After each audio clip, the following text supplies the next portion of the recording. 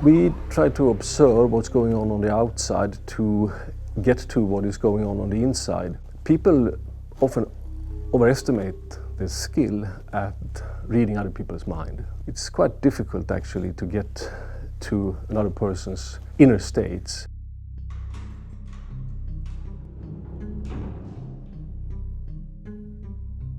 The leakage hypothesis has been around for a long time, and the idea is that liars will leak different cues, so to speak, than truth tellers.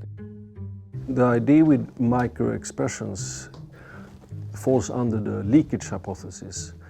Micro-expressions are expressions that are shown for fractions of a second in the facial muscles. That has scientific support.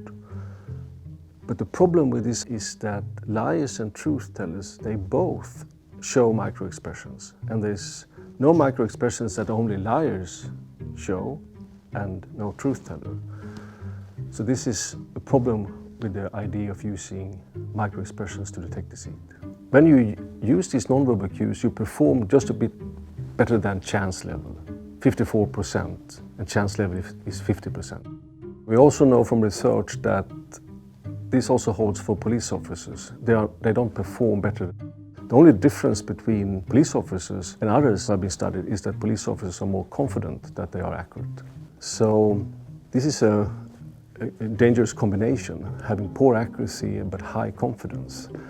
One source of being highly confident is that you think that you have used reliable cues. You think that, well, I have used the cues I've been taught and therefore I'm absolutely certain that this person is lying or telling the truth.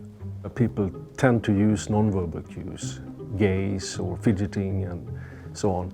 But what research shows is that there are no associations between fidgeting, eye contact, nervousness and deception.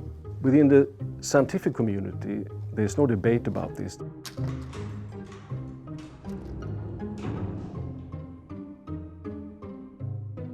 The read technique is very problematic, and especially when it comes to the guidance that the technique gives for detecting deceit. One argument that comes up is that others might go wrong, but I know which specific nonverbal cues that work. But the problem with that argument is that there are no reliable nonverbal cues. The second argument is that, well, I don't look at one nonverbal cue, I look at many at the same time. But the problem is that if there are no reliable nonverbal cues, it doesn't matter if you use one or if you use many.